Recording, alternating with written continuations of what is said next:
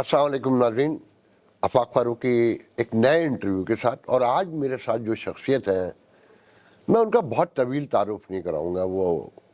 وہ یہ جو محاورتاً جملہ نا کہ وہ اپنا تعارف آپ ہیں، یقین کریں وہ اپنا تعارف آپ ہیں، یہ محاورہ نہیں ہے. میں صرف ڈائریکٹ ان کی طرف چلوں گا اور آپ خود پہچان جائیں گے. میرے ساتھ ہیں جناب حسین فاروق مودودی صاحب، اور یقیناً آپ سمجھ گئے ہوں گے کہ مولانا ابو اعلیٰ مودودی صاحب کے صاحبزادے ہیں. یہ مجھے بھی نہیں پتا 8 بہن بھائیوں میں آپ کا کون سا نمبر ہے؟ میرا نمبر 4 ہے. مجھ سے 3 بڑے بھائی ہیں اور مجھ سے 2 بڑی بہنیں تھیں. یہ 2 بڑی بہنیں ہیں، ابھی حیات ہے. ایک بہن کا انتقال ہو چکا، ایک چھوٹی بہن ہے میری. تو آپ مڈل میں ہوئے؟ میں مڈل میں ہوا. اور مڈل مین ہمیشہ بہت نازک حالات میں رہتا جی ہے. ہاں، بالکل صحیح بات ہے. میں ڈائریکٹ آپ سے کوشچننگ شروع کروں گا. مودودی صاحب ہی کہوں گا میں آپ کو. یہ امریکہ سے کہانی شروع کرتے ہیں کہ یہ تو میرے علم میں ہے کہ آپ اور ڈاکٹر آصف قدیر اپنے والد کا ایوارڈ دینے کے لیے سعودیہ کے لیے نکلے تھے. تو وہ سعودیہ سے یہاں آنے کا کیا بنتا ہے؟ وہ تو واپسی بنتی ہے، 4.5 گھنٹے کی فلائٹ تھی، یہ تو 12 گھنٹے کی پھر فلائٹ ہے. تو اس پر روشنی ڈالیے گا پہلے. اصل میں فیصل ایوارڈ ہمارے والد کو جب ملا تو ہمارے والد کی ایک تو یہ کہ وہ اس چیز کے لیے بالکل تیار نہیں تھے کہ ان کو کوئی دنیا سے ایوارڈ ملے. انہوں نے تو ہمیشہ یہ کہا مجھے جو بھی ایوارڈ لے رہا ہے اللہ سے لے رہا ہے. تو وہ ان کے لیے اس ایوارڈ کی کوئی اہمیت، بہت مبارکبادیں بھی آئیں، بہت بھی آئیں. انہوں نے کہا میرے لیے اس کی کوئی اہمیت. تو ان کی صحت بھی اس قابل نہیں تھی، تو انہوں نے پھر مجھے کہا کہ تم چلے جاؤ. تو میں نے جانے کی تیاری کر لی. اور پھر تو میرے ساتھ جو لوگ گئے ان میں ایک تو ان کے سیکرٹری جو عربی تھے اب ان کے دارالعلوم کے خلیل حامدی صاحب، وہ میرے ساتھ تھے. پھر ڈاکٹر آصف نے خواہش ظاہر کی وہ بھی جانا چاہتے ہیں تو وہ میرے ساتھ تھے. یہ احسن اقبال جو مسلم لیگ میں ہیں، وہ جو وفاقی یا آپا نثار فاطمہ کے بیٹے تھے، وہ ہمارے والد کے امین احسن اصلاحی صاحب کی وہ سالی تھی. تو وہ بہت ہمارے والد کے قریب تھے، اور یہ بھی جمعیت میں تھے، اور بہت یہ سب بہن بھائی سب جمعیت میں ہی تھے. تو انہوں نے بھی خواہش کی، ان کی والدہ نے بھی خواہش کی، تو ان کو بھی میں نے شامل کر لیا ان لوگ. تو ہم لوگ پھر سعودی عربیہ چلے گئے. اصل میں وہاں سے واپسی میں تو واپس چلا گیا، لیکن ڈاکٹر آصف کو کیونکہ امریکہ جانا تھا آگے، اچھا تو وہ پھر وہاں سے امریکہ چلے گئے. لیکن میں پاکستان چلا گیا. اچھا، آپ پاکستان میں پاکستان میں ہی رہا. میں وہاں سے 86 میں وہاں سے پاکستان کو خیر بات کہہ کے، اور میں 86 میں نکل آیا. کیا بیک مائنڈ تھا؟ وجہ کیا تھی؟ وجہ اصل میں ایک تو یہ کہ میرے والد صاحب کے انتقال میں ہم لوگوں کے بہن بھائیوں میں بہت ساری چیزوں میں اتفاق نہ ہو سکا. پھر جماعت میں بھی لوگوں نے ہم لوگوں کے جو اختلافات تھے بہن بھائیوں میں، اس سے بہت فائدہ اٹھایا. میں نے جماعت والوں کو بھی بہت سمجھانے کی کوشش کی. بہن بھائیوں میں نے تمام جو کاروبار جو کہ میں نے سیٹ کیا تھا، جو کہ میں نے یہ میری کتاب جو ہے آفتاب علم عرفاں، اس میں نے سب کچھ وہ واقعات اور سب ایک دفعہ دکھا دوں. یہ مولانا کے زندگی کے بارے میں انہوں نے بطور صاحبزادے لکھی ہے جو انہوں نے دیکھا ہے. تو یہ مارکیٹ میں موجود ہے. 6 ماہ میں اس کا پہلا ایڈیشن ختم ہو گیا، سیکنڈ ایڈیشن کی تیاری ہے. تو یہ بتانا آپ کو بہت ضروری تھا. Thank you. تو میں نے اس کتاب میں وہ سارے واقعات درج کیے کہ وہ تو پھر مجھے ایک چانس یہ تھا کہ میرے پاس گرین کارڈ آ چکا تھا، لیکن میں فیصلہ نہیں کرتا تھا. گرین کارڈ بہن بھائیوں کے تھرو جو آلریڈی سے جو میری شادی جو ہوئی ہے وہ ڈاکٹر ریاض قدیر صاحب جو کہ ڈاکٹر آصف کے والد ہیں، ان کی چھوٹی بہن سے، جی ان کی بلکہ آصف کی چھوٹی بہن سے میری شادی ہوئی ہے، اور میری سب سے چھوٹی بہن کی ان کے سب سے بڑے ڈاکٹر عارف سے شادی ہوئی ہے. تو ہمارے 2 رشتے ہوئے ہیں. سواپ ہے بیسکلی. تو ان کے تھرو، ان کی بڑی بہن کے تھرو مجھے وہ گرین کارڈ آیا تھا. لیکن میں آخر دن تک فیصلہ نہ کر سکا کہ میں جاؤں یا نہ جاؤں. میرا وہاں پرنٹنگ پریس تھا، میرا وہاں ایک مارکیٹنگ کا بزنس تھا، اور دیال سنگھ مینشن میں میرا آفس تھا. تو بالکل آخری دنوں میں پھر میں نے یہ فیصلہ کیا کہ مجھے امریکہ چلا جانا چاہیے. آپ اس وقت پاکستان سے کوئی ہوپ تھی یا مایوس تھے؟ نہیں، میں بالکل نہ مایوس تھا، نہ مجھے بہت ہوپ تھے پاکستان، اب بھی ہے. میں نے کبھی مایوسی میں نہیں گیا پاکستان کے لیے. اور میں ایک بات آپ کو واضح کر دوں کہ پاکستان جو قائم ہوا ہے نا، وہ اللہ تعالیٰ کے نام پہ قائم ہوا ہے، اور یہ ہمیشہ رہے گا. اگر آپ کے والد اللہ اس کو کرے گا. میں آپ کو بتاؤں 2 ریاستیں آج تک دنیا میں بنی ہیں اللہ کے نام پہ، ایک اسرائیل اور ایک پاکستان. تو دونوں قائم رہیں گے. اور میں آپ کو یہ بھی بتا دوں، میں نے عربوں کو بھی ہمیشہ یہ سب کو کہا ہے کہ یہ اللہ تعالیٰ کے نام سے بنی ہے، یہ اللہ تعالیٰ نے قائم کی ہے، یہ رہے گی. اس کو اللہ ہی تباہ کرے گا. جو اللہ نے وعدہ کیا ہے کہ میں یہودیوں کو ضرور سزا دوں گا، لیکن ان کو ڈھیل دیتا جاؤں گا. عرب نہیں کر سکتے. آج تک جو کچھ بھی عربوں نے کہا ہے، کیا ہے، جو بھی جدوجہد کی ہے، اس میں نقصان ہی اٹھایا ہے، فائدہ کبھی نہیں ہوا. اور یہ جو آخری کیا ہے نا، مجھے نہیں سمجھ آتی کہ اس میں مسلمان یعنی آپ کے والد نے تو پاکستان کی مخالفت کی تھی. نہیں، یہ آپ کو بالکل غلط، یہ آپ سنی سنائی بات کر رہے ہیں، آپ نے پڑھا نہیں ہوگا. یہ آپ کو کہا کہ میں نے فلاں اسٹیٹمنٹ پڑھی ہے جس میں مولانا مودودی یہ وہ لوگ نہیں ہیں جو اسلامی نظام قائم کر سکتے ہوں جس ریاست کو لیا جا رہا ہے. مطلب یہ انہوں نے ضرور کہا تھا کہ جن لوگوں نے بنایا ہے قائد اعظم کے علاوہ، ان کے ساتھ جو قائد اعظم نے بھی کہا کہ میرے جیب میں جو سکے ہیں وہ سب کھوٹے ہیں. یہ میں پڑھ کے بتا رہا ہوں کہ جس کا پورا مفہوم نکلتا ہے کہ جو لوگ لے رہے ہیں ریاست، اس کو قائم کر رہے ہیں، ان میں وہ صلاحیت نہیں ہے. وہ اسلامی نظام قائم کر سکتے. رائٹ، تو اس کا مطلب مخالفت ہی ہوا نا. نہیں، اس کا مطلب مخالفت نہیں. اور ان کا اپنا ایک بیان چھپا ہوا ہے، اگر آپ پڑھیں، انہوں نے کہا کہ اگر میں نے مخالفت کی ہوتی تو جن لوگوں نے میری کتابیں پڑھی اور میرے خیالات پڑھے ہیں، وہ کبھی یہ رائے نہ قائم کریں کہ وہ شخص جو یہ لکھ رہا ہے وہ کل جا کے اس کشتی میں سوار ہو جائے گا اور اس میں سوراخ کرنے لگ جائے گا ڈبونے کے لیے اس کو. تو میں وہ آدمی نہیں ہوں. آپ نے بھی کہا کہ قائد اعظم کے علاوہ باقی لوگ، قائد اعظم کے علاوہ جو ان کے ساتھ جو لوگ تھے وہ مخلص نہیں تھے اسلام سے، اسلامی ریاست سے. قائد اعظم کتنے مسلمان تھے؟ دیکھیں نا، قائد اعظم کے بارے میں یہ سوال ہوتا ہے، میں سمجھتا ہوں وہ دل سے جو انہوں نے جملہ کہا ہے نا کہ جب میں اللہ کے حضور حاضر ہوں گا تو میں یہ چاہتا ہوں کہ اللہ مجھے کہے، جو لفظ انہوں نے استعمال کیا ہے، very good Quaid Azam, you did the best. یہ انہوں نے جملہ کہا ہوا ہے، چھپا ہوا ہے کہ قائد اعظم کو وہ کہتے ہیں کہ مجھے اللہ تعالیٰ یہ کہے یو ڈڈ دا بیسٹ. میں نے آپ کے ایک انٹرویو میں دیکھا کہ آپ سے سوال ہوا کہ آپ نے اپنے والد سے کیا لرن کیا، تو آپ نے کہا سب سے پہلے ڈسپلن لرن کیا، روزہ، نماز، ان سارے چیزوں کو. تو اس کا مطلب ہے آپ کے گھر میں دنیا کی ایک بہت بڑی لائبریری بھی تھی، تو مذہب پڑھا بھی ہوگا، دوسرے مذاہب بھی. تو مذہب پہ معلومات آپ کی ہیں جو اس حوالے؟ نہیں، میں بہت اس میں اصل میں مذہب ایک ایسا سبجیکٹ ہے، اس میں بحثیں جو شروع ہوتی ہیں اس کا کوئی اینڈ نہیں ہوتا. بلا شبہ. جیسے آپ یعنی وہ ہوا کہ جب وہ قبضہ کر رہے تھے وہ جو ہے تاریخ میں، تو اس وقت علماء جو تھے وہ بحث کر رہے تھے کہ کعبہ حلال ہے یا حرام ہے. یعنی ملک پہ قبضہ ہو رہا ہے، وہ یہ بحثوں میں پڑے ہوئے ہیں. تو مذہب ایک ایسا سبجیکٹ ہے کہ اس کو نہ چھیڑیں تو بہتر ہے. میرے لیے سب سے بڑی خوش قسمتی یہ ہے کہ میں ایک مسلمان گھر میں پیدا ہوا ہوں، مسلمان، یعنی میں مسلمان چھیڑ رہے، مگر جو اسلامی نظام کا نعرہ لگتا ہے، جو جماعت اسلامی بھی لگاتی ہے اور بہت سے لوگ بھی لگاتے ہیں، خلاف مدینہ کی ریاست کے بعد کہیں آپ کو اس کا کوئی نمونہ، کوئی سیمپل نظر آتا ہے؟ دنیا میں کوئی نمونہ نہیں، کہیں نہیں. تو پھر یہ کیسے ممکن ہے 1500 سال گزرنے کے باوجود خلفائے راشدین کی حکومت میں پراپر نہیں آ سکا، اور لڑائیاں، جنگیں، سب کچھ آپ کے سامنے ہے. تو آج کے ماڈرن ورلڈ میں جو تاریخ بیان کرتی ہے، جو مورخین بھی اور سوشل سائنس بھی کہتی ہے کہ تہذیبیں اور مذاہب ان کے بڑے ہوتے ہیں جن کی اکانومی بڑی ہوتی ہے. آپ سمجھتے ہیں کہ پاکستان جیسے ملک میں اسلامی نظام قائم کر کے آج کی دنیا کو میچ کیا جا سکتا ہے؟ مجھے بہت امید ہے. میں نے آپ سے کہا کہ میں نا امیدی والا آدمی نہیں، مجھے امید پہ میں جیتا ہوں.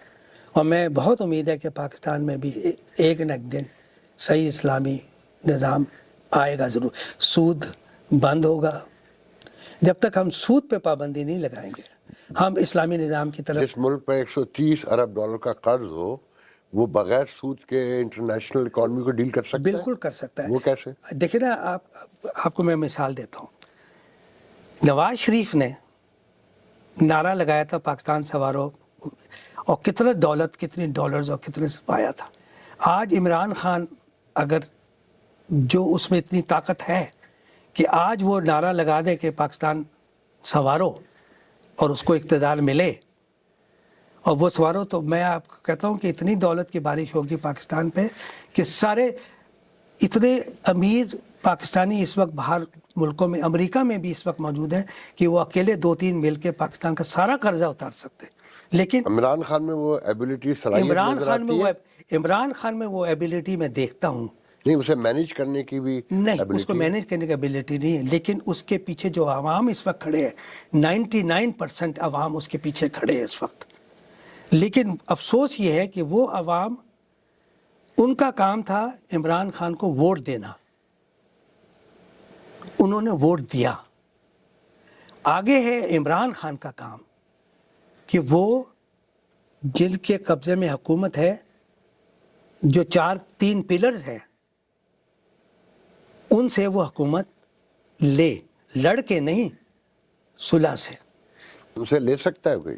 میں آپ کو بتاتا ہوں نا, لڑ کے نہیں, صلح سے. پہلا پلر کون سا ہے؟ پاکستان آرمی, جو سب سے سٹرونگ ہے. اگر پاکستان آرمی ہے تو پاکستان ہے. اگر کل پاکستان آرمی ختم ہو جائے یا پاکستان آرمی کو ہم ڈسٹروائے کر دیں یا ہم اس کو نقصان پہنچائیں, تو آپ کا مطلب یہ ہے کہ ہم ترنے والا ہو جائیں گے اور پاکستان کو کوئی بھی ہڑپ کر سکتا ہے. تو جب تک پاکستان آرمی ہے ہمیں. دوسری ہے جوڈیشری. جوڈیشری پلر جو ہے بہت امپورٹنٹ پلر ہے, لیکن وہ آرمی کو جیسے آپ کے ایک بھائی نے عالیہ اور عظمیٰ کہا کہ انہوں نے ہمارے ساتھ بڑی زیادتی. نہیں, میرے چھوٹے بھائی نے, یہ چیف جسٹس بھی بیٹھے ہوئے تھے ایک محفل میں, سب بیٹھے ہوئے تھے, تو یہی سوال ہوا تھا. تو انہوں نے کہا کہ جب آرمی آتی ہے تو ہماری جوڈیشری جو ہے وہ پیچھے سے دھوتی اٹھا دیتی ہے, اور جب عوام آتے ہیں تو پھر آگے سے دھوتی اٹھا دیتے ہیں. یہ بڑا مشہور جملہ ان کا ہے, حیدر فاروق صاحب کا. یہ چیف جسٹس کے سامنے کہا تھا انہوں نے. تو یہ جوڈیشری کا حال ہے. ایک طرف تو آپ فوج کی تعریفیں کرتے ہیں. نہیں, میں آپ سوری, تو تیسری چیز آ جاتی ہے آپ کی ایڈمنسٹریشن. اچھا, ایڈمنسٹریشن بھی جوڈیشری اور آرمی کو دیکھتی. یہ سب کچھ تو یہ دیکھتے ہوئے, اور عمران خان نے جو پہلی حکومت لی تھی, وہ آپ سمجھتے ہیں کہ اس نے خود جیتی تھی وہ سیٹ, یا وہ نہیں؟ عمران خان, سب کو پتہ ہے کہ وہ بنوا کے دی گئی تھی. بلکہ ہم ایک محفل میں بیٹھے ہوئے تھے جس میں سارے ہمارے دوست تھے, شامی صاحب بھی, ہارون رشیدی, سب کچھ بھی, حفیظ اللہ نیازی بھی تھے. تو اس وقت یہ اطلاع ملی کہ آج ملاقات ہے باجوہ صاحب سے, عمران خان کی. اور وہاں سے باجوہ صاحب نے آگے کہا کہ مجھے, باجوہ صاحب سے مل کے آ کے عمران خان نے کہا کہ مجھے آرمی نے کلیئرنس دے دی ہے کہ اگلی حکومت میری بنے گی. تو جب آپ اس وقت حکومت لے سکتے تھے آرمی سے, اور اس کے بعد 3 سال آپ نے جھک ماری حکومت میں, جو کچھ آپ نے کیا وہ کچھ ڈھکا چھپا نہیں ہے. بہت سارے لوگوں کے پاس بہت ساری اچھی چیزیں بھی, بہت اچھی بھی کی, ہیلتھ کارڈ دیا عمران خان نے, جو اچھی چیزیں وہ ہے. لیکن 3 سال کے بعد انہوں نے یہ کہا کہ جی میری حکومت ہی نہیں تھی, ساری حکومت تو آرمی چلا رہی تھی. تو پھر آپ پروٹوکول 3 سال انجوائے کرتے رہے. آپ جہاز میں, ہیلی کاپٹر میں, یعنی بنی گالہ سے آفس جاتے تھے اور وہاں سے واپس آتے تھے. مہنگا ترین وزیر اعظم جو تھا وہ عمران خان تھا. حسن صاحب یہ بتائیے, یہ جو لیگیسی ہے ساؤتھ ایشیا میں پالیٹکس کی, مذہب کی, کہ بیٹوں سے بیٹوں کو منتقل ہوتی ہے, آپ میں سے 8 بہن بھائیوں میں سے کسی میں ایبلٹی نہیں تھی کہ جماعت اسلامی کو چلا سکتے اور آگے بڑھا سکتے؟ اصل میں یہ ہمارے والد کا ویژن تھا. ہمارے والد حضرت عمر فاروق کو فالو کرتے تھے, اور ہم سب بہن بھائیوں میں, ہم سب بھائیوں میں انہوں نے مڈل نیم فاروق رکھا ہے. جی, جیسے میرا پہلا نام حسین ہے, پھر فاروق, پھر مودودی, اسی طرح ہر بھائی کے ساتھ بیچ میں فاروق ہے. اور خلافت راشدہ اور یہ سب چیزیں, عمر تو بہت ہی سخت تھا. کہ تو آپ ان خلفائے راشدین میں دیکھیں, انہوں نے کسی نے اپنے اولاد کو یعنی آگے لانے سوائے حضرت عثمان کے, اور وہیں سے خلافت سے یہ ملوکیت, مولانا نے خلافت و ملوکیت میں یہی ملوکیت کی طرف گیا. وہی حضرت عثمان کا وہ فیل جو تھا، اور ان کی یعنی جو بیوی تھی، انہوں نے حضرت عثمان کو ہمیشہ اس چیز سے پہ ٹوکا. تو آپ نے بہت اچھا وہ سوال کے لیے پیدا کیا کہ فاروق نام سے رکھا کہ حضرت عمر فاروق کو فالو کرتے تھے. عمر فاروق بڑے سخت مزاج اور اپنی بات پہ اڑ جانے والے. جب جماعت اسلامی پہ قبضہ ہو گیا اور ضیاء الحق کی ٹیم بی ٹیم کہلائی تو مولانا نے اس کے خلاف کوئی آواز نہیں بلند کی, نہیں خاموش رہے. ہاں نہیں مطلب یہ کہ وہ مطلب ایک چیز پریس میں اور چیزیں آنی یا انہوں نے ایک چیز میں صرف ایک دفعہ انہوں نے ایک بیان دیا تھا. وہ جب یہ ایک میٹنگ میں سے جماعت اسلامی والے میاں صاحب کی سرگردی میں یہ فیصلہ کر کے اٹھے کہ اب جماعت جو ہے وہ جماعت کے جھنڈے کے تحت الیکشن نہیں لڑے گی, جس سے سرحد جماعت والوں نے انکار کر دیا. انہوں نے کہا کہ نہیں, ہم جماعت اسلامی کے جھنڈے کے تحت لڑیں گے. اور اس پہ ہمارے والد نے ایک بیان لکھا جو مجھے انہوں نے دیا, جو میں جا کر اخبارات میں مجید نظامی صاحب کو, مصطفیٰ صادق صاحب کو اور ضیاء السلام انصاری صاحب کو مشرق میں, ان سب کو میں دے کے, اور سارے اخباروں کو میں دے کے آیا. جب اس کی اطلاع جماعت والوں کو ملی اس سے کہ یہ مولانا کا بیان گیا ہے, تو انہوں نے پھر اس کو رکوانے کی کوشش کی, جس کے جواب میں رات کو مجھے مجید نظامی صاحب کا فون آیا 9 بجے کے قریب کہ تم جو وہ بیان دے کے گئے تھے اپنے والد کا, وہ جماعت والے تو کہہ رہے ہیں کہ وہ مولانا نے واپس لے لیا. تو میں نے کہا میں آپ کو ابھی ان سے پوچھ کے بتا دیتا ہوں. اس زمانے میں سیل فون تھے نہیں اٹھا کے لے جائے, تو فون ذرا دور تھا ہمارے والد صاحب سے. تو میں ان سے جا کے پوچھا تو انہوں نے یہ تاریخی جواب دیا تھا کہ مجید صاحب سے کہو کہ انہوں نے آج تک میرے اتنے بیانات دیکھے اور چھاپے, کوئی آج تک میں نے بیان دے کے واپس لیا ہے. یہ جواب تھا, یہ میں نے ان کو دے دی. پھر مصطفیٰ صادق صاحب کا آیا, میں نے ان کو بھی یہی جواب. مگر ایک بیان تک ہی ہے بس یہ بات. انہوں نے بیان دیا تھا, اور پھر جب یہ منسٹریز میں جب یہ شامل ہو رہے تھے اس وقت اب میں نے ان کو منع کیا کہ آپ آرمی کے ساتھ مت جائیں. یہ نہیں کہ ضیاء الحق کے ساتھ, آرمی کے ساتھ مت جائیں. پاکستان میں ایک تاثر ہے. ایک میں اور بات میں معافی چاہتا ہوں. پلیز. جب شورا بنی ہے, ضیاء الحق نے شورا بنائی, اس نے میرے والد صاحب سے کہا کہ آپ اپنا ایک بیٹا مجھے دے دیں شورا کے لیے. اب میں نے انکار کر دی, اور جماعت والوں سے بھی کہا کہ شورا, تو اس وقت جماعت شورا میں نہیں شامل ہوئی تھی. آپ کو یاد ہوگا کہ جماعت ڈاکٹر اسرار احمد گئے تھے, آپ کو یاد ہوگا, شورا میں, اور بعد میں پھر ریزائن کر کے نکلے تھے. لیکن جماعت میں تھے اور یہاں بہن بھائیوں میں سے کوئی نہیں گیا. صاحب یہ قائد اعظم نے تو کسی موقع پہ نہیں کہا کہ ایک مذہبی ریاست ہوگی. ان کی 11 سپٹمبر کی جو تقریر ہے کراچی میں 3 دن پہلے, اس پہ تو بہت واضح ہے کہ یہ پاکستان ہوگا, یہاں کوئی ہندو مسلمان کرسچن. اس تقریر کو رکوانے کی کوشش بھی کی گئی. اور پھر آپ نے ابھی خود کہا کہ تاریخ میں بھی کہیں مثال موجود نہیں ہے کسی مذہبی ریاست کی. اچھا ایک الزام ہے کچھ لوگ اب لگاتے ہیں کہ یہ جو مذہب اور انتہا پسندی یہ یو پی سی پی بہار اڑیسہ کے مسلمان لے کر آئے. یہ سندھ پنجاب تو بڑا صوفی ٹائپ کا تھا, اور مولانا کی پوری تعلیم صوفیت کے خلاف ہے. ابن تیمیہ کے لیگیسی بتایا جاتا ہے, یہ تو آپ ایکسپلین کریں گے. تو یہ جو آج پاکستان میں دہشت گردی ہے اور انتہا پسندی ہے, جہاد, یہ آنے والے جن کے یہاں پاکستان بننا بھی نہیں تھا خود آ گئے, خود بھی ذلیل ہو رہے ہیں بڑی معذرت کے ساتھ, اور اس خطے کو بھی جہنم بنا دیا. اسے کیسے دیکھتے ہیں؟ اصل میں اس کا آپ کو بڑا ایک مختصر سا جواب, یہ بہت لمبی بحث ہے, یہ اتنا کچھ چھپ چکا ہے دونوں طرف سے. قائد اعظم کے اس بارے میں اگر آپ پڑھیں تو اتنا مواد اویلیبل.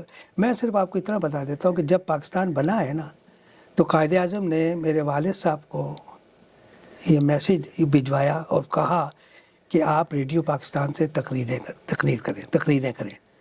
تو ان کے کہنے پہ میرے والد نے 7 تقریریں کی ریڈیو پاکستان سے, جو یعنی نشری تقریریں کے نام سے کتاب چھپی ہوئی ہے, آپ چاہیں تو وہ پڑھ لیں.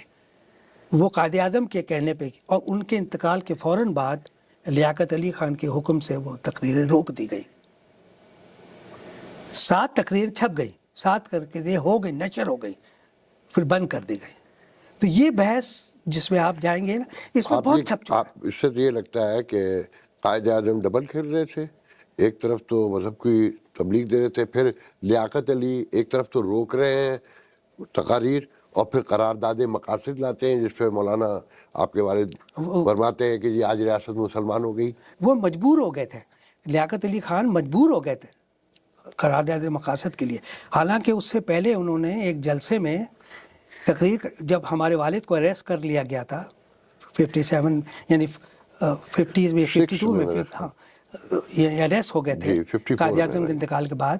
تو اس وقت لیاقت علی خان نے ایک اس میں جلسے میں پنڈی کے جلسے میں یہ کہا تھا کہ جب تک میں وزیر اعظم ہوں مولانا مودودی جیل سے باہر نہیں آئیں گے.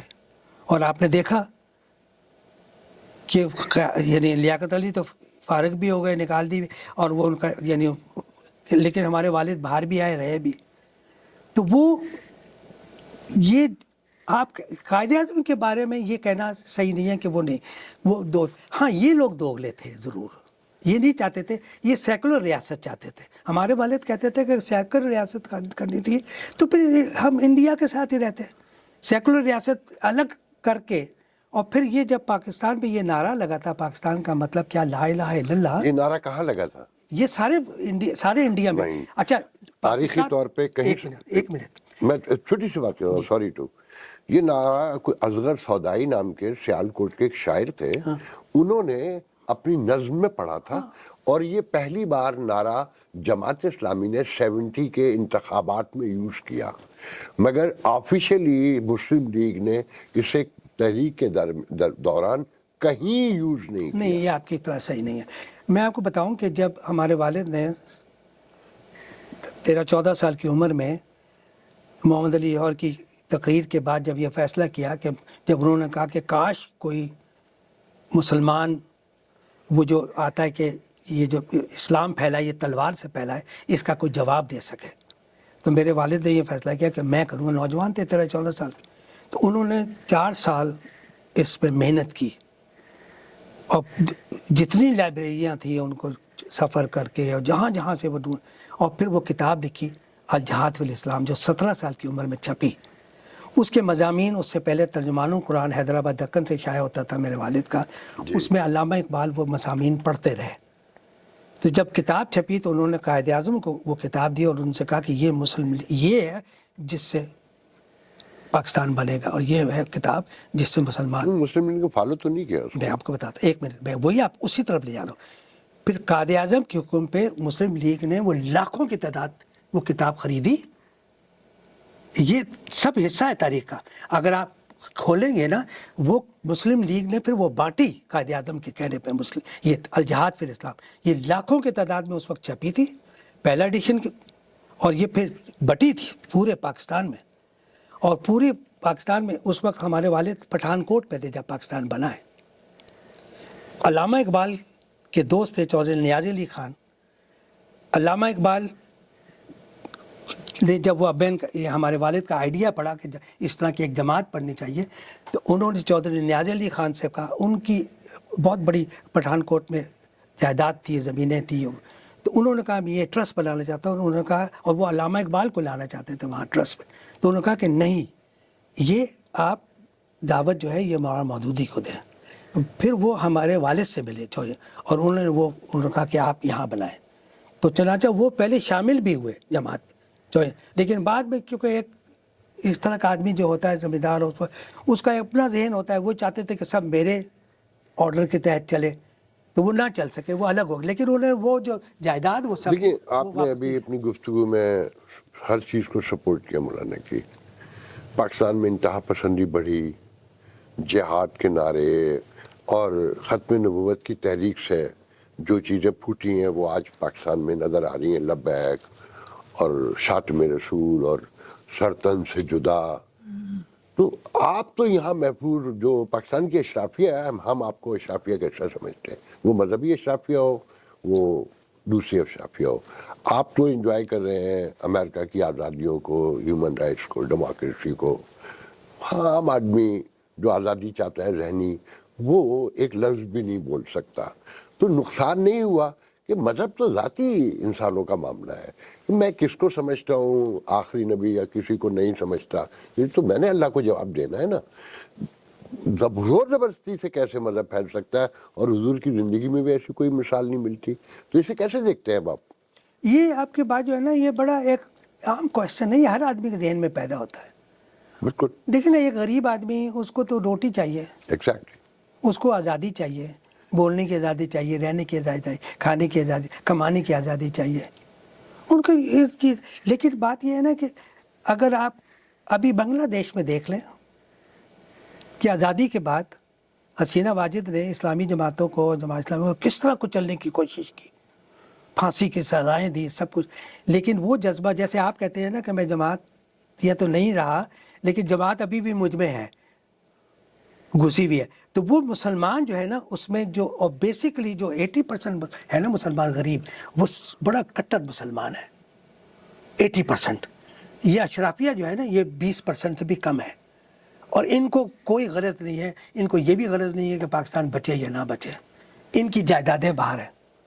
جتنے ہمارے بڑے بڑے فوجی جنرلز ہیں جو ریٹائرمنٹ کے بعد, ان کی ذرا جائیدادیں دیکھیں دنیا میں کہاں کہاں پھیلی ہوئی, ان کو کوئی فرق نہیں پڑتا.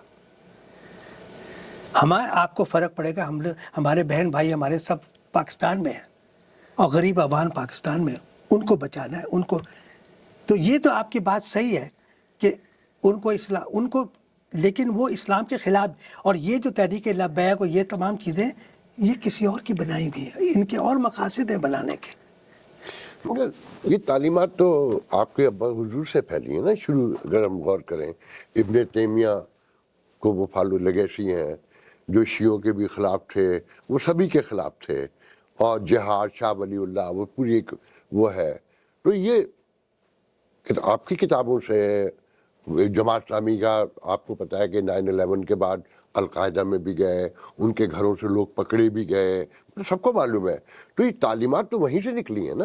نہیں, اصل میں اگر آپ تعلیمات کی بات کرتے ہیں, اگر ان کی کتابیں آپ نے پڑھی ہوں, تو کہیں تشدد کا, کہیں یہ نہیں ہے کہ انہوں نے تو جو کشمیر کا جہاد تھا, ان کی ایک وہ تقریر غلط بھی استعمال کی گئی تھی, جس پہ انہوں نے کہا تھا کہ اس کا جہاد کا حکم صرف حکومت دے سکتی ہے, مسلمان حکومت. ہر آدمی تلوار اٹھا کے نہیں نکل سکتا, بندوق لے کے نکل جائے.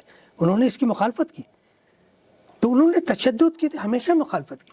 حسن البنا کے آپ دیکھ لیں, سید قطب کی کتابیں دیکھ لیں, کہیں یہ نہیں, کسی میں تشدد نہیں آئے گا. ہاں, جو اخوان المسلمین نے رستہ اختیار کیا ایجپٹ میں, اور وہ گئے تشدد کی طرف, تو انہوں نے اس کا خمیازہ بھی آج تک بھگت رہے ہیں.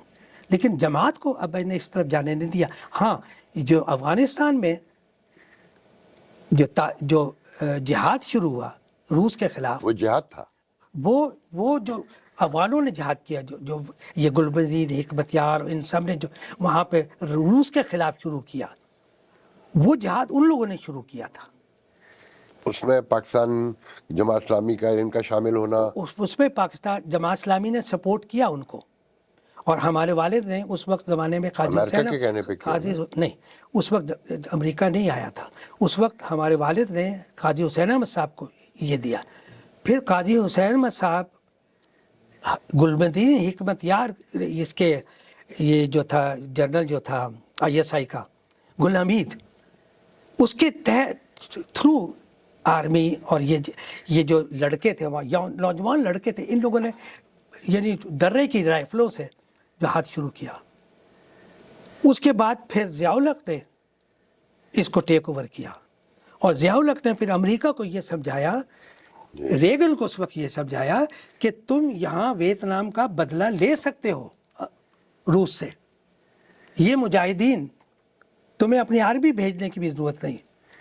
امریکہ کو تو ہم نے شامل کروایا. یہ ضیاء الحق نے, ریگن کو یہ سمجھ آیا, اس نے پھر کانگریس کو بھی ایک طرف پھینک دیا, اس نے تمام چیزوں کو, اور اس نے سوللی خود ڈیسیژن لیا.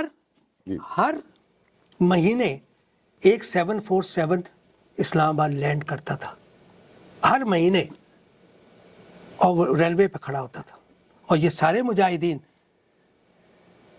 یہ گل حمید, وہ جنرل حمید گل, اور یہ سارے مجاہدین اس میں جاتے تھے, اور ان کو سب کو بریف کیس, اور یہ جب سٹنگر دیا ہے बगैर कांग्रेस की इजाजत के बगैर कि जब स्टिंगर मिला है तो इसके रूस के परखचे उड़ गए स्टिंगर से, और वो मुजाहिदीन अपने शोल्डर पे चलाते थे। फिर बाद में जब ये फॉल हुआ तो वो मिन्नतें करते थे कि वो स्टिंगर हमें दे दो मुजाहिदीन से, और करोड़ों रुपए कहते थे कि ले लो और स्टिंगर हमें वापस कर दो। उन्होंने नहीं दिए स्टिंगर। मौलाना साहब, पर्दे को आप कैसे देखते हैं? जमात इस्लामी ने बहुत प्रमोट किया, दस्ताने भी पहना दिए खवातीन को। ये मेरा अपना थॉट है, मैंने हज किया 2009 में। दुनिया की कोई भी बड़ी अदालत कोई किसी भी मामले में फैसला करती है तो वो एक रेफरेंस बन जाता है। जब हम खाने काबा जाते हैं, तवाफ करते हैं, तो किसी खातून का मुंह नहीं ढका होता। मुजल्फा जाते हैं तो वहां लेटते हुए भी खवातीन को मुंह ढकने की इजाजत नहीं है। एहराम होता है ना, एहराम में मुंह ढक नहीं सकते, नहीं ढक सकते वो ना। एहराम है ना। तो मगर लाखों नामहरमों में तो मुंह नहीं ढक सकते, मगर अपने कजन्स के सामने मुंह ढाकना है, मोहल्ले में मुंह ढाकना है, ये कंट्राडिक्शन नहीं है? ये नहीं है, हजूर सल्लल्लाहु अलैहि वसल्लम का इरशाद है ना ख्वातीन से कि अपने चादर गिरा लो अपने चेहरे पे, और अपना नहीं तो फिर एक मिनट, और अपना जिस्म जो है चादर से ढाको, तुम्हारी खूबसूरती दूसरों को नजर ना आए। मगर वहां पर मुंह क्यों खुला हुआ है जब जहाँ नामहरम एहराम में हजूर सल्लम ने इजाजत, यानी उस जमाने में ये कंट्राडिक्शन है ना। अब आप हजूर सल्लल्लाहु अलैहि वसल्लम के इरशाद में भी आप कंट्राडिक्शन निकाल दें, हदीस में। मैं तो देखें, मैं तो जो लॉजिकल है मैं वो बता रहा हूँ। नहीं, इस बहस में नहीं मैं जाऊंगा, क्योंकि मैं हदीस और कुरान के मामले में न मैं सनद रखता हूँ ना मैं, लेकिन मैं इतना आपको कह दूं कि पर्दा जो है ना वो हया और पर्दा आंखों में उनमें होता है, औरत की और मर्द की भी। आपकी एक नज़र उठ जाए फिर आप नज़र झुका लें, और उस औरत की भी एक नज़र आप पे उठ जाए वो झुका ले, तो मामला ख़राब नहीं होगा। हाँ, आपने अपने इंटरव्यू में बताया कि आपकी मदर दिल्ली में साइकिल भी चलाती थी, गोरी के दोस्त थी। हाँ। तो कुछ खवातीन का ये कहना है, आज से 40-50 साल पहले जब आपके आवाज़ पे जाते थे, आपके घर में भी कुछ खवातीन पर्दा नहीं करती थी, तो जमात के मेंबरों के लिए तो बड़ा लाजमी था, घर में क्यों नहीं था? नहीं, वो लाजमी नहीं था, कहीं पाबंदी नहीं थी, लेकिन बेहतर यही था कि पर्दा करें। और पर्दा किताब आप पढ़े ना तो उसमें अब बड़े दलाइल से सारी चीज़ें, वो पढ़ने वाली किताब है। लेकिन उसमें यानी जब सियासत में आते हैं तो फिर एक तकरीर थी मुनव्वर हसन साहब की कि अगर मौलाना को सियासत में ही लाना था जमात को, तो फिर पर्दा जैसी कंट्रोवर्शियल किताब और खिलाफत मुल्कियत जैसी कंट्रोवर्शियल किताबें नहीं लिखनी चाहिए थी। आप समझे मेरी बात? मैं बिल्कुल समझ गया, कंट्रोवर्शियल, मगर ये तो अब ये आप, लेकिन ये कि अब ज़्यादातर ख़वातीन जो है जमात की भी और जो है वो एहराम के तौर पे अपना करती हैं ज़्यादातर। यहाँ पर भी इकना की जो है ख़वातीन, नहीं, मैं इकना के, मैं उस बहस में मैं भी नहीं जाऊंगा कि इकना के जो मेन लोग हैं वो मेरे बहुत अजीज दोस्तों में तो हैं, वो मगर उनके यहाँ वो गलत भी पहनते हैं। हाँ, यहाँ ज़्यादातर औरतें चेहरा यानी एहराम का जो होता है ना, जिसको अब वो कहते हैं हिजाब। इश्क किया आपने? जी, इश्क किया आपने? असल में ये बातें जो है ना जाती, उसमें फ़ायदा कोई नहीं जाने का। क्योंकि इसमें मेरा एक सवाल है कि शादी से पहले गैर महरम से मोहब्बत जायज़ है कि नाजायज़ है? देखिए ना, मोहब्बत तो जायज़ है अगर आप नीयत आपकी शादी की है, लेकिन अगर नीयत खेलने की है तो फिर नाजायज़। अगर वैसे जायज़ शादी, है। हाँ, फिर अगर शादी, वो तो यानी आप हज़ूर सल्लल्लाहु अलैहि वसल्लम के ज़माने की हदीसें हैं कि आप राव रस्म बढ़ाएं अगर आप किसी से शादी करना चाहिए, यानी आप ये है कि इलीगल ना करें, लेकिन अगर आपको पसंद है तो वाकई फिर आप उसको मैसेज भेजें कि मैं शादी करना चाहता हूँ या जो भी है। अभी आपने कहा कुछ देर पहले कि मुझे पाकिस्तान से बहुत होप है। मोहब्बत है, वो होप है मुझे। होप भी है ना, मोहब्बत है तो होप भी है, अकीदत। मगर जो सच्चाई है, ग्राउंड रियलिटीज है, वो ये है कि पूरा बेसिक स्ट्रक्चर, इंफ्रास्ट्रक्चर जो रियासत का स्ट्रक्चर होता है वो टूट गया है, और हर आदमी अपने ओन पर है। रियासत जहाँ पर है वो सिर्फ तशद्दुद के लिए है, वो पैसे लेने के हवाले से हो, ज़बान बंदी के हवाले से हो, जिसी भी। और फिर आपने खुद कहा इमरान को भी दिया गया मैंडेट छीन कर, अब भी दिया गया, تو آپ سمجھتے ہیں کہ ایسی ریاستیں کنٹینیو کرتی ہیں؟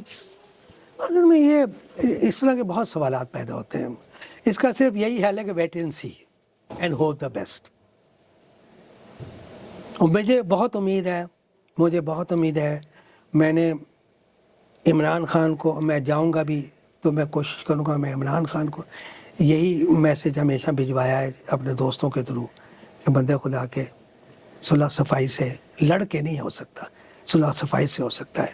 ساری اپوزیشن جماعتوں سے ہاتھ ملاؤ، ساری سیاسی جماعتوں کو اس چیز پہ قائل کرو کہ آپ پاکستان کی آرمی سے یہ کہہ سکیں کہ جی سیاسی معاملات ہم پہ چھوڑ دیں اور آرمی جو ہے. آپ سمجھتے ہیں کہ عمران خان اگر آج الیکشن ہو جائے پھر تو وہ 2/3 میجارٹی لیں گے جو نظر اس سے آتا ہے، زیادہ تو آپ سمجھتے ہیں وہ حکومت چلا سکتے ہیں، مینیج کر سکتے ہیں، چیزیں بدل سکتے ہیں؟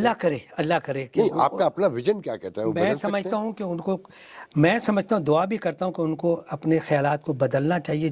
جو اب تک جو پچھلا دور ان کو گزرا ہے، ان کو اتنی مہلت جیل میں مل گئی ہے بیٹھ کے سوچنے کی کہ مجھ سے کیا غلطیاں ہوئی ہیں. جو وہ کہتے ہیں مجھ سے بہت غلطیاں ہوئی ہیں، وہ انہوں نے مانتے ہیں. کوئی آج تک اکنامک ایجنڈا نہیں دیا، نہیں.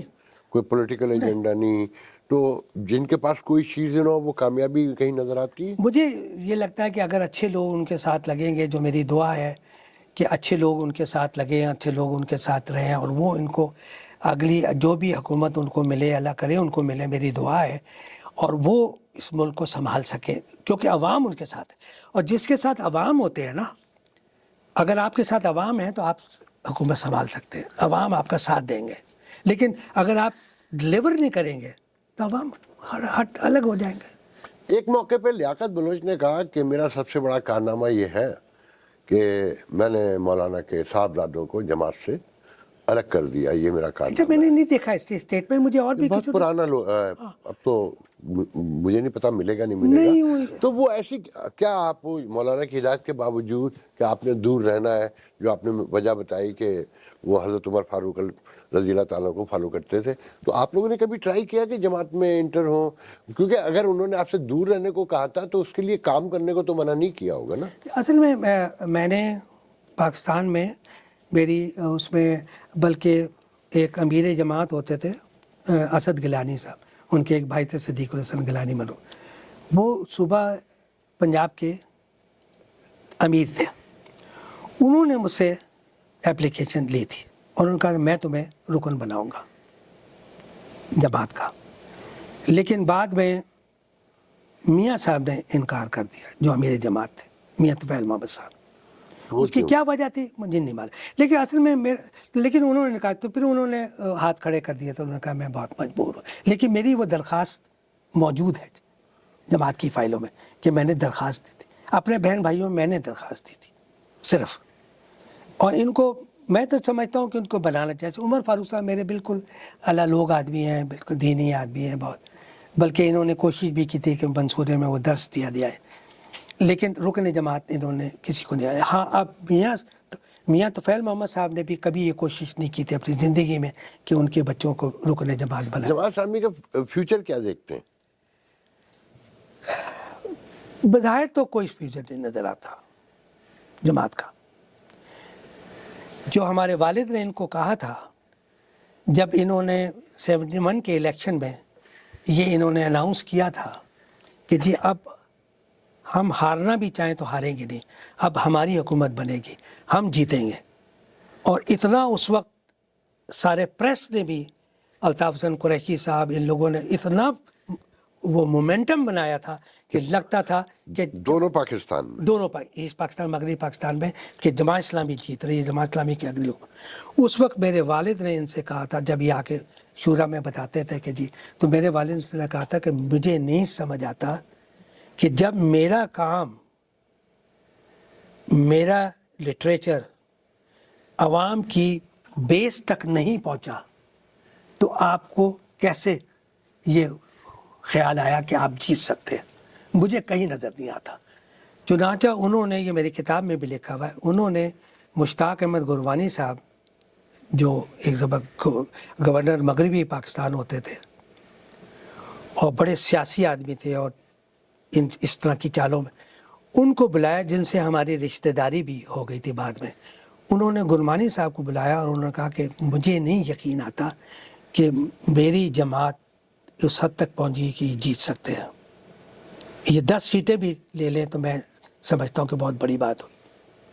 اور یہ کہتے ہیں کہ ہم اقتدار میں آ رہے ہیں تو مجھے آپ یہ دورہ کریں اور آپ مجھے بتائیں، ایسٹ پاکستان بھی جائیں اور مغربی پاکستان بھی جائیں، اور آپ مجھے آ کے بتائیں کہ یہ کیا صحیح ہے. چنانچہ انہوں نے اپنے خرچ پہ ایسٹ پاکستان کا بھی دورہ کیا، مغربی پاکستان کا دورہ، اور انہوں نے کہا آ کر کہ مولانا یہ بالکل غلط باتیں کر رہے ہیں، اس سے کوئی تعلق نہیں سیاست سے، ان لوگوں کو پتہ ہی نہیں کہ سیاست کیا چیز ہوتی ہے، ووٹ کون دیتا ہے، ووٹ کہاں سے لیا ہے، کیسے لیا جائے، ان کو کچھ پتہ نہیں. انہوں نے کہا 3 سیٹیں آپ کی کراچی سے ملیں گی، 4 سیٹیں آپ کو مشرقی پاکستان میں ملیں گی، 1 سیٹ آپ کو ڈاکٹر نذیر احمد میں ملے گی ڈی جی خان سے، 1 آپ کی صاحبزادہ وسیع اللہ کی سیٹ ہے دیر سے، اور آپ کی کوئی سیٹ نہیں، پنجاب میں آپ کی کوئی سیٹ. چنانچہ انہوں نے شورا کو بلایا میاں صاحب نے، اور انہوں نے کہا کہ یہ رپورٹ، انہوں نے کہا میاں صاحب جماعت یہ شورا نے یہ کہا کہ مولانا آپ کے شاطر آدمی کی باتیں سن رہے ہیں. 50% سے زیادہ خواتین آج تک ناخواندہ ہیں، ہر غیر تعلیم یافتہ ہیں ہاں خواتین، پاکستان میں ہر زیادہ، اس سے بھی ہر زیادہ. چوتھا مرد. تو یہ تو جب مولانا ہاں، تھے، ہاں.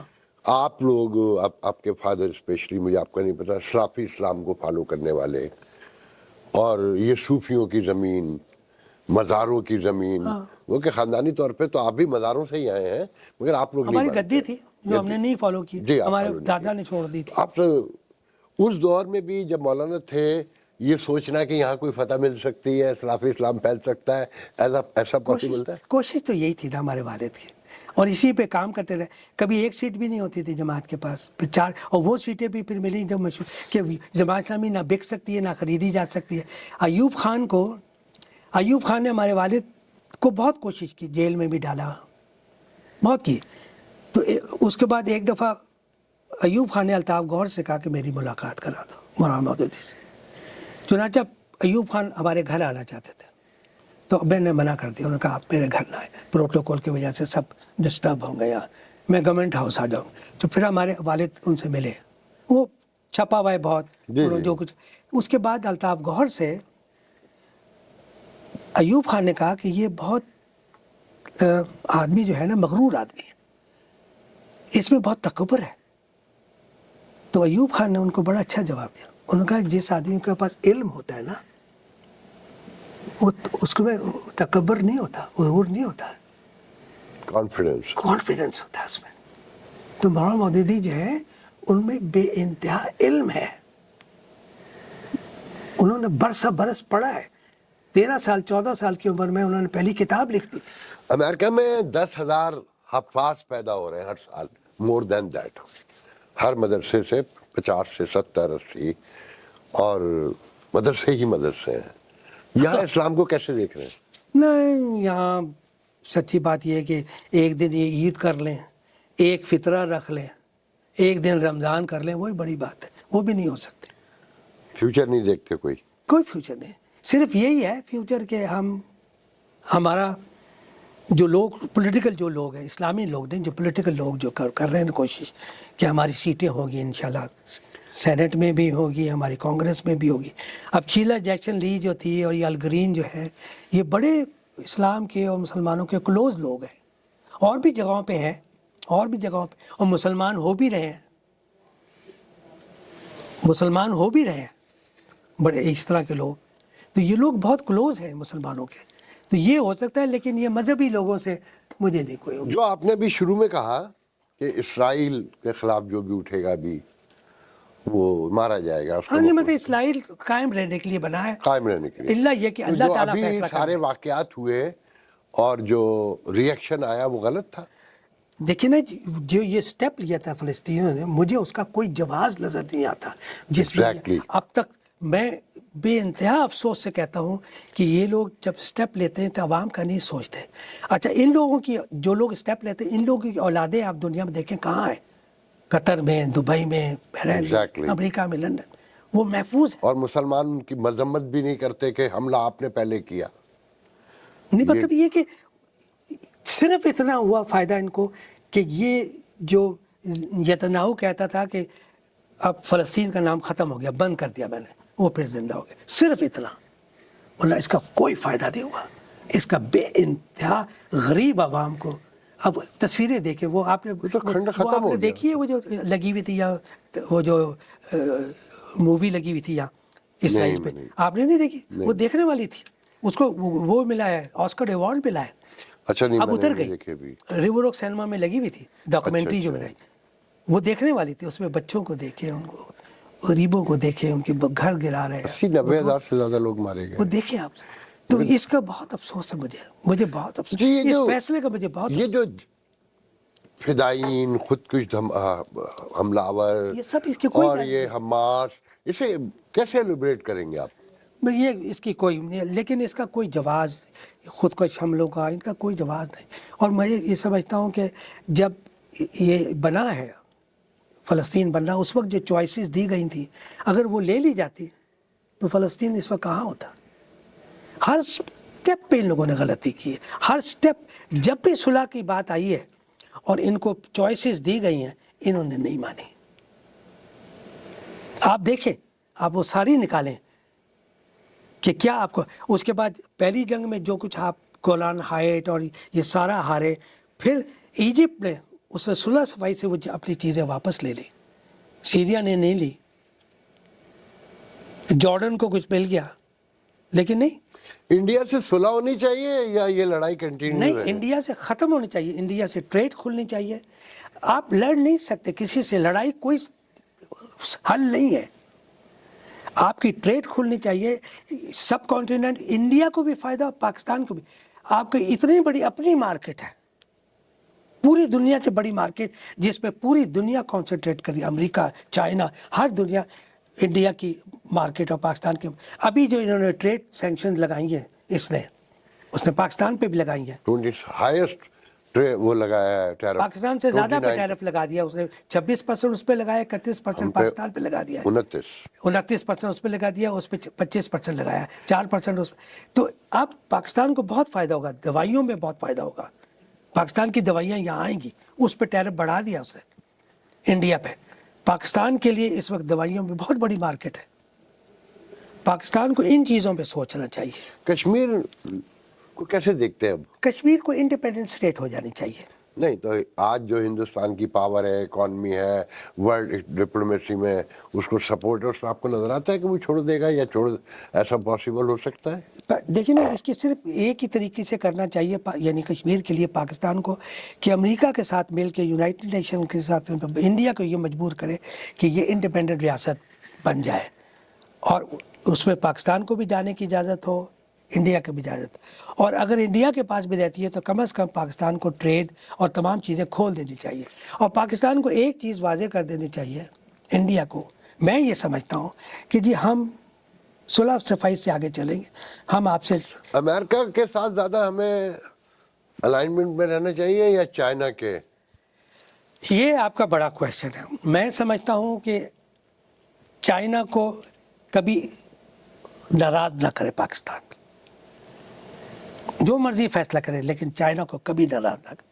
آج ہم چائنا کی وجہ سے یہاں پہنچے ہیں. چائنا میں ہمیں اتنا سپورٹ کیا ہے, اور چائنا نے یہ بنائی ہے روڈ, اور یہ سارا جو کرا کہ یہ گوادر اور یہ سب, یہ جس سے امریکہ خائف ہے کہ یہ تو ساری مارکیٹ چائنا لے جائے گا. وہ پاکستان پہ پریشر ڈال کے اس نے سی پیک منسوخ کرانے کی کوشش کی آج تک, اور عمران خان کے دور میں تقریباً رول بیک ہو گیا تھا سی پیک. تقریباً ایک منسٹری بنا دی تھی اس نے سی پیک کی. اچھا, امریکہ کو تو ہم کفار, مغرب کو پورے ہم رہتے بھی ہیں, انجوائے بھی کرتے ہیں. چائنا تو نہ اللہ کو مانتا ہے نہ کچھ مانتا ہے, وہاں مسلمانوں پہ مظالم بھی ہو رہے ہیں. اور کشمیر کے مظالم تو ہمیں نظر آتے ہیں, چائنا میں مظالم کیوں نہیں نظر آتے؟ یہ بہت کویشچن آج کل ہو رہا ہے. صحیح بات یہ ہے کہ یہ بہت کویشچن ہو رہا ہے, اس کا کوئی جواب نہیں. اس کا کوئی تو جواب ہوگا نا, اس کا کوئی جواب نہیں. مطلب منافق ریاست ہے نا ہاں, پاکستان. منافقت ہی ہے, اس کا کوئی جواب. ایسے 40 سال ہو گئے آپ کو یہاں رہتے ہوئے, چائنیز نے اپنے ملک کو بہت کچھ دیا, یہاں تک کہ کوک کی فیکٹری اور سے لے کے ٹیکنالوجی سے لے کے جمہوریت کی اقدار بھی کچھ دی. انڈیا کو بنایا اوورسیز پاکستانیوں نے, فلپین کو. پاکستانی کمیونٹی نے کیا دیا امریکن پاکستانی کمیونٹی نے پاکستان کو ابھی تک؟ ابھی تک تو بظاہر تو ہماری کمیونٹی نے کچھ نہیں دیا, دینا چاہیے, لیکن کوششیں لوگ کر رہے ہیں. اس میں بہت اصل میں وہاں جو حکومتیں اور وہاں جو نظام ہے, جہاں جو ریڈ ٹیپزم ہے نا, وہ جب تک ہم ختم نہیں کریں گے تو یہاں سے انویسٹر کیسے جائے گا؟ وہاں ہر سٹیپ پر رشوت ہے. آپ ایئرپورٹ اس ڈیموکریسی کے لیے بھی تو یہاں کوئی کوشش نہیں ہوئی, کبھی یونٹی نہیں قائم ہوئی. ہم ان کی سیاسی پارٹیوں کی لڑائی تو لڑتے رہے, مگر اسٹیبلشمنٹ کے حوالے سے جنہوں نے اصل راستوں رکھا ہوا ہے, ہم نے جمع ہو کر کبھی کوئی آواز بلند نہیں, کوئی آواز بننے کی کرنی چاہیے. میں آپ سے اتفاق کر, ہمیں کرنی چاہیے اور ہمیں مجبور کرنا چاہیے وہاں. اصل میں جب تک کہ اوپر حکومت صحیح نہ آئے نا, جب تک اس وقت تک نیچے کا نظام صحیح نہیں ہوتا. کیا فیوچر دیکھتے ہیں امریکن پاکستانی کمیونٹی کا یا ویسٹرن ورلڈ میں؟ بہت برائٹ فیوچر ہے, بہت برائٹ. ہم لوگ محنتی ہیں. نہیں, as a Pakistani, as a Pakistani, as a Pakistani community قائم رہے گی ہمارے آپ کے جانے کے بعد؟ ہاں بالکل رہے گی. ہمارے بچے انشاءاللہ اس کو کتنے ٹچ میں ہیں بچے؟ جی, بچے پاکستان جو امریکن پاکستانیوں کے بچے ہیں یا ویسٹرن ورلڈ میں رہنے والے, وہ پاکستان کے کلچر سے, آرٹ سے, اس کے کہنا چاہیے لٹریچر سے, اس کی اکانومی سے, اس کی پالیٹکس سے کتنا انوالو ہے؟ ابھی ایک قائد اعظم فاؤنڈیشن کے تحت ایک پروگرام ہوا تھا, اس میں میرا جو پوتا ہے نواسا جو ہے, وہ اس وقت 11 گریڈ میں ہے ڈبیکی ہائی اسکول میں. اس کو دعوت دی انہوں نے کہ آپ بتائیں ایز اے پاکستانی. تو اس نے کہا کہ میں I am born here, I am a mix American. میں جب پاکستان میں گیا, میں جب لینڈ کیا تو مجھے لگا کہ میرے اندر سے پاکستان پھوٹ رہا ہے. یہ اس کے جذبات تھے کہ جب میں پاکستان کو دیکھا تو کہتا ہے آئی بلانگ ٹو ہیئر. یہ اس کے, میں ایک بچے کے آپ کو جذبات بتا رہا ہوں, یہ اس کی اسپیچ تھی. وہ تو آپ لوگوں کا فیملی وہ ہے. وہی تو میں کہہ رہا ہوں نا کہ جو فیملیز, سچی بات یہ کہ جن فیملیز نے اس چیز کو اپنے اس میں زندہ رکھا ہوا ہے, زبان کو اور سب. خواب کس جگہ دیکھتے ہیں؟ پاکستان میں دیکھتے ہیں خود کو خواب میں یا امریکہ میں دیکھتے ہیں؟ نہیں, میں پاکستان میں دیکھتا ہوں. پاکستان میں دیکھتے ہیں خواب میں پاکستان میں دل نظر آتا ہے, اپنا گھر نظر آتا ہے, اپنا خاندان, اپنے والد, اپنے بہن بھائی. یہ دیکھ 40 سال کے بعد, جی 40 سال کے بعد امریکہ آنے کے فیصلے کو کیسے دیکھتے ہیں؟ صحیح فیصلہ تھا یا غلط کیا؟ میرا بہت صحیح فیصلہ تھا. مجھے کوئی ریپینٹنس نہیں ہے. میں آج پاکستان کی سیاست میں اس وقت اگر میں رہتا تو میں سینیٹر ہوتا یا نیشنل اسمبلی کا الیکشن لڑتا, جماعت کے تھرو نہیں, انڈیپینڈنٹ. یہ میری یہ اپنی, میرے سب سے تعلقات ہیں, نواز شریف سے بھی, مسلم لیگ فیملی سے, آصف یہ جو ہے آصف, کیا نام ہے, آصف نواز, خواجہ آصف میرا کلاس فیلو تھا گورنمنٹ. خواجہ افضل صفدر کا بیٹا تھا, جی جی, بہت یعنی جونیئر تھا مجھ سے. جب میں گورنمنٹ کالج سے نکل رہا تھا اس وقت یہ نواز شریف انٹر ہو رہے تھے گورنمنٹ کالج میں. میرے سارے پروفیسر, کون کون اب آپ کے ٹچ میں ہے؟ میرے یہ سارے ٹپ. نواز شریف نہیں ہے, شہباز شریف سے جب میں پچھلی دفعہ پاکستان میں, جب یہ نواز شریف کی بیوی کا انتقال, کلثوم نواز کا انتقال ہوا تو میں لاہور میں تھا, تو میں تعزیت کے لیے گیا تھا وہاں. کیا ان کے جگہ ہے جو ذاتی عمرہ گیا تھا ان کے. تو نواز شریف سے میری ملاقات ہوئی, سمر تازی, مریم نواز سے میری, وہ بہت خوش ہوئی مریم نواز. پھر میری یہ شہباز شریف سے ملاقات ہوئی, آصف, یہ پھر اسد اقبال سے نہیں ہو سکی, یہ خواجہ آصف سے نہیں, لیکن وہ رشید جو ہے اس سے میری ملاقات ہوئی. شیخ رشید نہیں, شیخ رشید نہیں, پرویز رشید. وہ عشرے کا ہمارے گھر میں ہی رہتا تھا ہر وقت, جماعتیہ جمعیت کا وہیں رہتا تھا. تو بہت دیر کے بعد مجھے ملا تو بڑا خوش ہوا. ان سب سے میری ملاقات. کافی سیاسی جماعتیں بیسکلی تو جماعت اسلامی سے ہی نکلی. یہ سب جماعت, ان میں لوگ جو ہے نا, اب یہ سارے لوگ جماعت کے ہی ہیں نا. ایم کیو ایم کہاں سے بنی تھی؟ ساری جماعت سے بنی. ذہنی طور پہ وہ بھی جماعت تھی, ساری جماعت سے بنی تھی. یہ ساری جو ہے نا, اور یہ آپ جو جرنلزم جو ہے یہ سارے کہاں سے نکلے؟